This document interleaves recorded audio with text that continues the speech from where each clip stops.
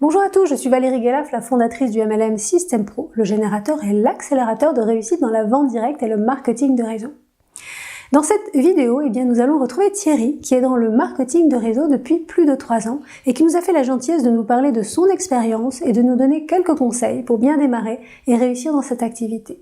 Je vous laisse découvrir ce témoignage et je vous retrouve tout de suite après.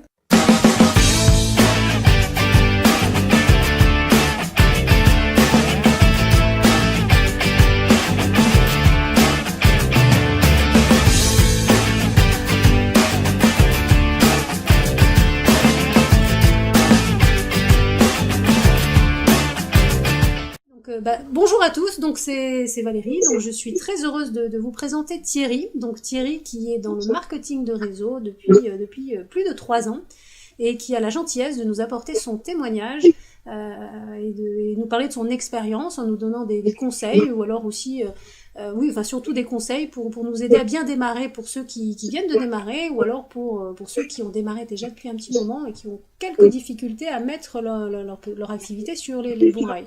Voilà, donc Thierry, je vais te laisser la parole déjà pour te présenter, puis on commencera les questions après. Oui, donc je m'appelle Thierry, je travaille pour LR Health & Beauty, qui est une société allemande fondée en 1985. C'est une société qui a obtenu en 2015 le label de la meilleure société de vente directe, donc ça nous a beaucoup aidé. Forcément, recevoir un prix, une distinction comme ça européenne, c'est forcément je pense que c'est un bon gage de qualité. Voilà, moi ça m'a permis aussi, je venais d'arriver, c'était en 2015, ça m'a conforté dans mon choix, parce que je pense qu'une des choses les plus importantes dans cette activité globale de la vente directe, c'est vaste, il y a beaucoup de sociétés qui en font, c'est le choix de la société. Il faut choisir la bonne, celle qui a les bons produits, celle qui a le bon modèle économique et modèle de rémunération évidemment pour les partenaires. Et le produit qui plaît surtout, parce que c'est vrai que des fois on se lance dans l'activité parce que voilà, on sait qu'on a envie de faire cette activité, on choisit un peu au hasard finalement son entreprise, et puis après on s'aperçoit que les produits nous correspondaient pas forcément, et du coup il y a un décalage entre, on a du mal à en parler avec plaisir ou vraiment avec. Comme tu dis, on choisit complètement au hasard. Moi, le hasard a bien fait les choses. Oui, voilà. Ce que je vous dis aujourd'hui, je ne me suis pas appliqué à moi-même parce que j'ai pas choisi cette société. C'est elle qui est venue à moi. Je vais pas vous raconter comment ça s'est produit. C'était une histoire de tube de crème pour soigner les fesses de mon bébé à l'époque. Voilà. Et c'est une crème à l'aloe vera qui a fait un effet incroyable alors que toutes les autres crèmes ne fonctionnaient pas. Le produit m'a plu, les produits, parce qu'on en a essayé 2, et puis j'ai commencé par en acheter, et puis 3 semaines après, je signais mon contrat VDI. Voilà, ça a été... je me suis pas posé la question à l'époque, est-ce que c'est la bonne société ou pas. C'est l'avenir qui m'a conforté dans mon choix. Mais ce que je peux vous conseiller aujourd'hui, c'est de bien regarder avant, parce qu'il y a quand même, avec l'expérience maintenant, ça fait 3 ans, j'ai parrainé des gens qui venaient d'autres sociétés de vente directe, qui avaient eu des expériences désastreuses. Et faites bien attention à la société que vous choisissez, parce que voilà. Oui, on peut être déçu finalement. On peut être plein d'enthousiastes, et puis à cause d'une société mal choisie, on a l'impression d'être tombé un petit peu dans un traquenard, et puis là, finalement, on est hyper déçu et on a une mauvaise image de la vente directe et du marketing du réseau après. Voilà, exactement. Alors, Thierry, on le sent dans les parrainages, parce que bien souvent les gens ont entendu parler, ont entendu des choses sur la vente directe, des choses qui viennent très souvent des États-Unis. On parle de pyramidal, de structure pyramidale. C'est forcément les gens qui vous appellent pour vous proposer une activité, vous proposent de rentrer dans une société de type pyramidal et vous allez vous faire escroquer. Non, on est en Europe, il y a des législations, il y a une fédération de la vente directe qui interdit ce type de société en Europe. C'est interdit en France depuis 1952 ou 54. Enfin, c'est quelque chose qui appartient vraiment au domaine du passé, mais c'est resté dans l'esprit des gens, et ça perdure à cause de sociétés qui viennent d'outre-Atlantique et qui continuent sur ce modèle. Et donc, effectivement, choisissez bien, parce que vous pouvez signer un contrat VDI avec une société de structure pyramidale, même si vous êtes en France, en Europe, et que vous travaillez pour une société américaine. Voilà, c'est la vie. Produit. Oui. qu'est-ce que tu as fait pour démarrer en fait? Ou alors qu'est-ce que tu conseilles aujourd'hui à tes filleuls pour démarrer? Parce que souvent c'est ça, on se retrouve avec des... Alors soit on est trop enthousiaste, et là on est débordant d'enthousiasme et on n'arrive pas trop à se contenir et tu vas nous expliquer pourquoi certainement il faut pas trop être enthousiaste. Ou alors on est complètement perdu, c'est-à-dire qu'on est bloqué, c'est-à-dire qu'on se dit ok j'ai les produits, mais voilà, qu'est-ce que je fais maintenant quoi? Alors c'est vrai que entre ce que j'ai fait à l'époque quand j'ai reçu mon carton avec mes produits et ce que je fais faire à mes filles aujourd'hui, il y a une grosse différence. Parce que je pense qu'instinctivement, on essaye de reproduire ce qu'on a connu. Comment j'ai connu la société, je vous le disais tout à l'heure. Je me suis retrouvé avec un tube de produits dans les mains, je l'ai essayé. C'est ça qui m'a fait découvrir l'entreprise. Et donc, c'est comme ça que par la suite, j'y suis rentré. Instinctivement, quand j'ai reçu mon carton, j'ai fait pareil. J'ai pris quelques produits, je les avais toujours avec moi dans mon sac pour aller travailler. Et dans les conversations avec mes collègues, on me parlait de problèmes de peau, on a beaucoup de produits à base d'aloe vera, donc effectivement pour les problèmes de peau c'est très très pratique, ça fonctionne bien. Et dès que j'entendais parler, j'ai un herpès, j'arrive pas à m'en débarrasser, j'ai ceci, cela, je donnais les produits. Essaye ça, et puis tu me diras ce que t'en penses, sans dire que je les vendais. D'accord. Exactement comme j'ai découvert moi les produits LR. On m'a donné, enfin prêté un tube, je l'ai essayé, je l'ai trouvé génial, et après, dans un deuxième temps, je les ai achetés. Et j'ai fait comme ça, et voilà, j'ai connu l'activité comme ça par celle qui est devenue ma marraine, et donc forcément, j'ai reproduit le même schéma. Aujourd'hui, avec mes filleuls, je fais complètement différemment. Quand ils reçoivent leur carton, je les laisse pas tout seuls. Ouais.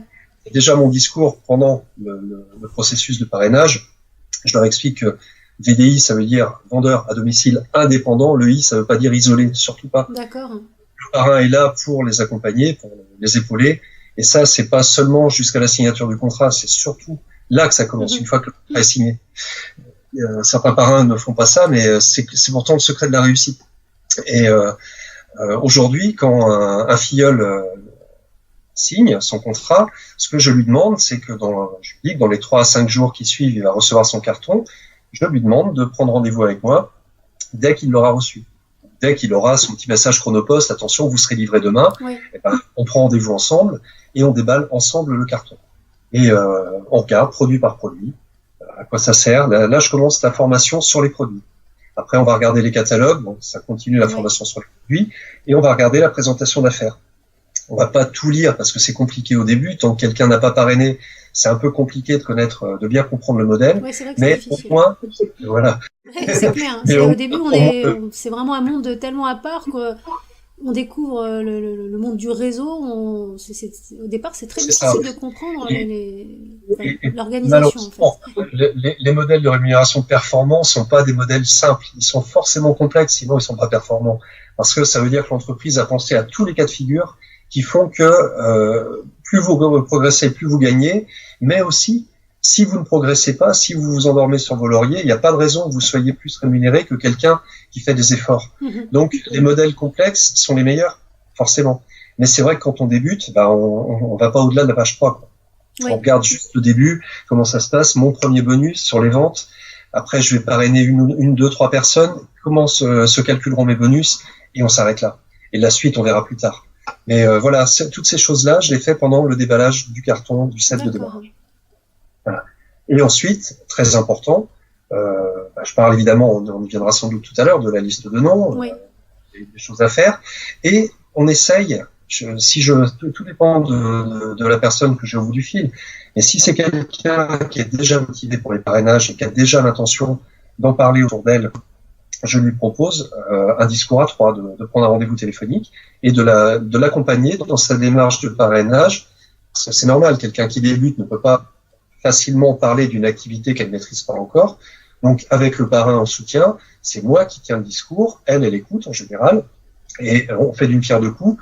Elle parraine son premier filleul, cette personne, et elle apprend à parrainer. Donc, voilà comment je fais, c'est très pragmatique. C'est très terre à terre, mais ça fonctionne. C'est ça, mais je pense qu'en plus c'est comme ça qu'il faut faire, parce que comme tu dis, au départ quand on est isolé, quand on se sent pas accompagné, c'est tellement, on bascule tellement dans un monde qui est complètement nouveau, que c'est impossible de tout savoir, enfin de soi-même, ou alors quand on est seul, de toute façon, il y aura que l'expérience, les ajustements, mais ça prendra plus de temps que d'avoir quelqu'un qui vous accompagne et puis qui vous guide parce que c'est ça la différence, hein, entre quelqu'un, on peut se débrouiller sans accompagnement, mais ça prendra beaucoup plus de temps, je pense. Et la démotivation risque d'arriver beaucoup plus vite que prévu.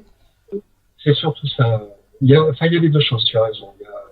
Au début, de toute façon, c'est une activité nouvelle. Donc, moi, je ne connais pas d'activité nouvelle qu'on découvre comme ça tout seul et qu'on fait bien du premier coup tout seul. Je crois pas. On peut le faire, mais on y mettra forcément beaucoup plus de temps que si on est accompagné. C'est ça. L'accompagnement, il permet de griller quelques étapes, d'éviter les fausses pistes et de partir tout de suite, de se recadrer dans les bonnes directions. Et voilà, il est juste là pour ça. Mais c'est important. Alors justement, tu parlais de la liste tout à l'heure, donc j'ai une question à te poser puisque c'est souvent ce qu'on entend. Il y a beaucoup de gens qui n'osent pas faire leur première liste parce que faire sa liste, c'est se confronter à ses proches et ses amis et c'est avoir peut-être le sentiment, comme on connaît pas trop, on a peur de démarcher. Après il y a toutes ces peurs qui arrivent, hein, le peur du refus, le peur d'être rejeté, le peur d'être jugé, d'être assimilé à un commerçant ou je sais pas à quoi. C'est toujours cette peur. Donc il y en a beaucoup qui refusent de faire leur liste et qui essayent de trouver des raccourcis en faisant les médias sociaux comme ça. Finalement, on connaît pas les gens, ça sera mieux. Mais quel conseil vous donnerez à ces gens-là qui ne veulent pas faire leur première liste? Non, une liste de noms, ce n'est qu'un outil. Il faut bien avoir ça en tête. C'est un aide-mémoire. C'est quelque chose qui vous permet de ne pas oublier les gens à qui un jour vous devrez parler de votre activité ou de vos produits. C'est ça. Ce n'est que ça, c'est un aide-mémoire. Moi, je le vois comme ça. C'est pas un ordonnancement des tâches. C'est pas un truc qui dit, je me lance dans un projet, j'ai mis 150 noms sur une liste, il faut que les 150 personnes, je les ai contactées dans la semaine qui vient. C'est absurde.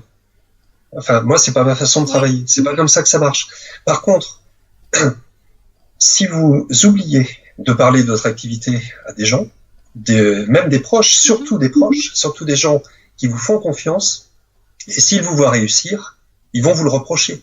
Ils vont vous dire, attends, je comprends pas, c'est une activité de vente, d'accord, mais tu peux parrainer des gens, t'en as parrainé plein, et pas moi, ton meilleur copain, tu veux pas me faire partager ton gâteau? C'est ça que vont penser les gens, vos proches et vos amis, ils vont dire, mais c'est de l'égoïsme, t'as même pas pensé à m'en parler à moi, qui suis ton meilleur ami, ou ton frère, ou ta sœur, ou ta mère, ou n'importe qui. Et voilà, ça c'est ça le vrai risque. Après, il faut pas non plus forcer les gens. Je pense que la règle d'or dans ce métier, c'est on propose et après on voit la réaction. Et surtout, on n'insiste pas. Si on se fait remballer tout de suite, on oublie. La personne reviendra, elle va y réfléchir et elle reviendra peut-être plus tard ou pas. Mais peu importe, c'est pas grave. On a fait notre boulot, on lui en a parlé. Elle viendra pas nous reprocher quelques semaines, quelques mois, quelques années plus tard de pas lui avoir fait partager le gâteau.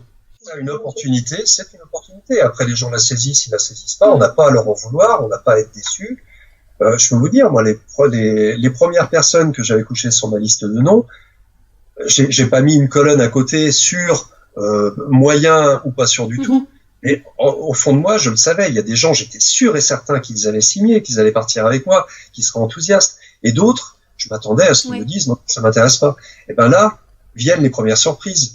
Les premières déceptions, les gens qui on croyait, qui disent non, ça m'intéresse pas du tout ton truc, je comprends même pas que tu y ailles. Bon, tant pis pour eux. Maintenant, 3 ans après, ils ont compris pourquoi j'y suis allé, mais c'est pas grave, c'est trop tard. Parce qu'en plus, ces gens-là ont souvent de l'orgueil, donc ils n'osent pas revenir. Oui, c'est vrai. Oui, une fois qu'ils ont dit que c'était nul, c'est difficile de revenir en arrière. Exactement. Et puis à l'inverse, il y a des gens qui vraiment, je pensais à peine, je les avais mis vraiment en disant bon, je vais lui en parler, mais ce sera peut-être plutôt pour lui vendre 1 ou 2 produits que pour vraiment lui parler de l'activité à cette personne. Et à ma grande surprise, enthousiaste, c'est des gens il y en a plusieurs qui ont signé presque immédiatement dès que je leur ai parlé de l'activité. Il n'y a pas de règle. Les gens sont surprenants et c'est ça qui fait le charme du métier. Alors justement, quand tu dis je leur en ai parlé je leur en ai parlé de l'activité, comment tu leur en parles de l'activité? Comment, du coup, la question certainement de ces personnes qui nous écoutent, c'est mais comment fait-il pour lancer la conversation? Comment fait-il pour ramener le sujet dans une conversation, mine de rien, Moi, ce que je fais, ça dépend totalement. Il faut avoir là, par contre, une des grandes qualités qu'il faut vraiment avoir dans ce métier, c'est savoir écouter et s'adapter aux gens. Ça, c'est la règle de base. Il y a des gens, on peut leur proposer spontanément, tout de suite. Le gars qui est très dynamique, qui a envie de foncer, qui veut pas perdre son temps en discours, on lui dit, attends, moi j'ai une opportunité à te proposer, tu vas voir, c'est le truc génial. Voilà. Et je ne dirais pas ça à une autre personne qui va être beaucoup plus timide, beaucoup plus introvertie. C'est normal. Les comportements font que on va s'adresser différemment à des gens. Moi, je vais vous donner un exemple de parrainage, parce que celui-là, quand même, il vaut la peine et il peut vous montrer qu'il n'y a pas de limite. Un jour, j'étais dans un magasin. En plus, c'est curieux parce que j'étais dans un stage LR, enfin un stage du groupe d'entraide auquel j'appartiens, une émanation d'LR. Donc, c'était à Lyon. Une ville que je connais absolument pas, en plus dans la banlieue de Lyon, donc j'étais un peu perdu, et on était allés avec ma femme, tous les deux, et notre petit bébé. Donc évidemment, on pouvait pas tous les deux, on est en team, on s'est inscrit ensemble avec ma femme dans cette activité, et on ne pouvait pas être tous les deux présents au stage. Il fallait qu'il y en ait un de nous qui s'occupe du petit. Et là, c'était mon tour, j'avais fait la matinée de stage, pendant que ma femme s'occupait de lui, et l'après-midi, je suis allé me promener avec le petit. Et je suis rentré dans un magasin et là, je suis tombé sur une caissière adorable, vraiment adorable, très ouverte, très. On sentait la fille qui faisait son job avec cœur, qui aimait les gens, qui adorait parler et tout. Il y avait personne derrière moi. Coup de chance, j'ai commencé à engager la conversation avec elle. Je lui ai parlé pas vraiment de l'activité, j'en ai aussi un petit peu quand même. Je lui ai dit que j'étais en stage tout près, voilà. J'ai eu l'occasion d'engager la conversation, je lui ai laissé ma carte de visite, elle m'a rappelé et elle a signé un contrat. D'accord. Voilà. Il y a des cas comme ça. Donc, je vous dis, n'ayez pas de limite. Il faut pas en avoir. Il faut être sur ses gardes tout le temps en se disant, est-ce que c'est possible? Est-ce qu'avec cette personne-là, c'est possible? Et bien souvent, dans 99% des cas, bon, quand même, les stats sont pas aussi pourris, mais on va dire 90% des cas, ce sera pas possible. Mais il y en aura 1 sur 10 qui sera intéressée, qui foncera. Voilà. Donc, pourquoi pas? Voilà comment ça marche. Il n'y a pas de règle, il faut s'adapter aux gens, il faut les écouter, il faut aimer leur parler aussi. Bon, je vais pas prendre tout ton temps, mais déjà, tout ce que tu nous as raconté était vraiment très intéressant. Mais si tu avais un conseil, là, un dernier conseil à donner à des personnes qui débutent, qui ont des difficultés, voilà, qu'est-ce que tu leur dirais de pas lâcher, d'y croire, voilà, de continuer, ça de se rejoint, former. Alors, voilà, le conseil, le plus important, le secret de la réussite dans la vente directe, ça rejoint ce que je vous disais tout à l'heure sur le carton du set de démarrage. C'est foncer. Il faut pas se poser de questions. Il faut surtout pas attendre d'être expert dans son activité pour se donner le droit de parler aux clients ou de parler aux prospects qu'on souhaite parrainer. Si vous prenez ce temps-là, si vous perdez 1 mois, 2 mois en vous disant je ne suis pas prêt, je ne connais pas encore mon catalogue par cœur, il faut que je travaille, il faut que je me forme, il faut que ceci, il faut que cela, vous perdez toute crédibilité quand vous allez parler à un client de vos produits qui vous posera une question et que vous ne saurez pas y répondre. 2 mois après votre démarrage, c'est trop tard. Si ça vous arrive 1 semaine après votre démarrage, vos clients qui sont des proches, forcément, au début, ça va être votre premier cercle, ils seront bienveillants. Ils vont parfaitement comprendre qu'au bout d'1 semaine, vous ne sachiez pas répondre et que vous preniez votre téléphone pour appeler votre parrain ou que vous preniez votre tablette pour poser une question sur la page Facebook de votre groupe d'entraide. C'est normal. C'est complètement normal. Mais ne perdez pas de temps. C'est le conseil que vraiment je souhaite donner à tous ceux qui veulent démarrer dans cette activité. Foncez. Tout de suite. N'attendez pas que le temps passe. Très bien, écoute, merci beaucoup Thierry pour le temps que tu as pris pour nous donner tes conseils, pour nous parler de ton expérience, ton histoire, ton témoignage, c'était très intéressant. Merci. Voilà, je mettrai en dessous de cette vidéo. Alors je sais pas si tu veux donner en tout cas tes coordonnées si quelqu'un souhaite te contacter. Donc bien sûr, ouais, je suis disponible. Hein. Je vous avais vu, j'aime bien parler, j'aime bien les gens, donc si c'est pour vous accompagner dans ce démarrage, aucun problème. Bon super, donc je mettrai donc tes coordonnées et puis je te remercie beaucoup. J'espère que c'est le premier témoignage mais qui va en apporter d'autres parce que je pense qu'on a tous besoin de ce type de témoignage pour pour mieux comprendre cette activité, pour mieux comprendre l'esprit de cette activité, comment on doit débuter, comment on doit se comporter, qu'est-ce que les peurs qu'on doit dépasser, etc. Donc voilà, je pense que c'est vraiment des témoignages qui sont toujours très intéressants. Donc j'espère que c'est le premier d'une longue série pour tous ceux qui nous écoutent. Donc voilà, j'en profite pour d'ailleurs à tous ceux qui nous écoutent de prendre contact avec moi si vous voulez eh bien qu'on fasse la même chose. On peut le faire donc avec Skype comme on le fait aujourd'hui, ou alors pour ceux qui ne veulent pas s'exposer vraiment, on pourra aussi le faire sous forme d'audio. Et puis merci encore Thierry parce que voilà. De rien. Merci à toi Valérie pour ton site de formation. Allez-y, il est excellent. C'est gentil. Il est très très bien. Écoute, je te remercie, je te souhaite une bonne soirée, puis donc à très bientôt. À bientôt. Merci, au revoir Thierry. Alors, que pouvons-nous retenir de ce témoignage? La première chose, c'est de toujours penser à avoir sur soi des échantillons. Car comme l'a montré le témoignage de Thierry, faire essayer ses produits est non seulement un excellent moyen de les faire connaître, mais c'est aussi un bon moyen de recruter. Donc, n'oubliez jamais que vous pouvez recruter parmi vos clients les plus satisfaits. Osez leur demander, osez leur proposer cette option et vous vous donnerez plus de chances de développer rapidement votre équipe. Le deuxième point, accompagner, guider et former vos filleuls dès le début de leur activité. Une partie des revenus que nous générons dans l'industrie du marketing de réseau va dépendre de la vente de vos produits, de nos produits, mais aussi du nombre de partenaires à parrainer.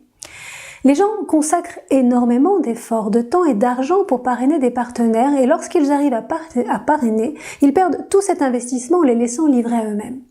Si vous vous êtes lancé cet objectif de développer une équipe, alors vous ne devez pas tomber dans ce piège et prendre en compte d'emblée l'importance de ce rôle de leader dans l'intérêt de vos partenaires, mais aussi du vôtre. Pour devenir vraiment indépendant financièrement dans le marketing de réseau, le plus important dans cette activité est de ne pas savoir combien vous avez de partenaires dans votre équipe, mais combien parmi eux sont totalement autonomes, confiants et efficaces.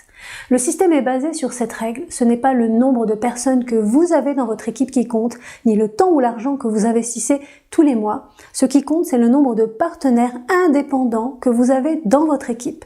Donc, accompagnez-les, formez-les pour les rendre indépendants le plus rapidement possible. Le troisième point concerne la liste. Développer votre réseau pour parrainer ou pour vendre vos produits est le cœur de votre activité. Sans prospect, sans contact, vous ne développerez jamais votre activité. Cette première liste est donc un moyen de débuter rapidement. Et quoi de plus naturel que de commencer à partager votre activité et vos produits avec vos proches ou amis. L'idée avec cette première liste est donc de vous créer votre première base de données, mais aussi de créer un effet boule de neige, car ces personnes qui vous connaissent et vous apprécient sont vos premiers relais. Donc informez-les de votre nouvelle activité afin qu'ils puissent à leur tour en parler autour d'eux. Car si cela peut directement les intéresser, cela peut aussi intéresser leur entourage. Donc ne vous passez pas de cette occasion de réaliser des ventes ou des parrainages rapidement. Le quatrième point, apprenez à développer l'écoute active. Comme le dit très justement Thierry, apprenez à écouter pour mieux vous adapter à votre interlocuteur. Ne soyez pas tenté de parler trop tôt de votre concept d'affaires. Au contraire, vous devez écouter, apprendre à connaître votre interlocuteur, savoir ce qu'il attend de cette activité, quels sont ses problèmes, ses désirs avant de commencer à délivrer votre solution. Cela va vous permettre de vous adapter et d'éviter d'être hors sujet au moment de présenter votre solution et donc d'éviter de générer des objections ou des refus et de vous fermer les portes d'une vente ou d'un parrainage. Enfin, passez à l'action le plus rapidement possible. Demandez-vous constamment quelle est la plus petite action que vous pourriez faire maintenant et qui pourrait vous rassurer ou vous mettre en mouvement rapidement. Dépassez la peur de l'inconnu et osez vous lancer. Avancez pas à pas, mais avancez, car on comprend tout dans la pratique. Passez par l'expérience, c'est ce qui permet d'intégrer toutes les connaissances acquises lors de votre apprentissage avec votre sponsor et de mieux les comprendre. Donc posez des actions concrètes, arrêtez de trop penser et lancez-vous. Prenez conscience que la peur disparaît dans l'action. Dès que vous enclenchez l'action, la peur disparaît, donc agissez dès que vous le pouvez. Voilà, c'est terminé pour aujourd'hui. Partagez ce témoignage autour de vous, abonnez-vous à la chaîne YouTube et n'hésitez pas à me contacter si vous voulez vous aussi nous faire part de votre expérience dans cette activité. En attendant, je vous remercie de votre écoute et je vous dis à très bientôt.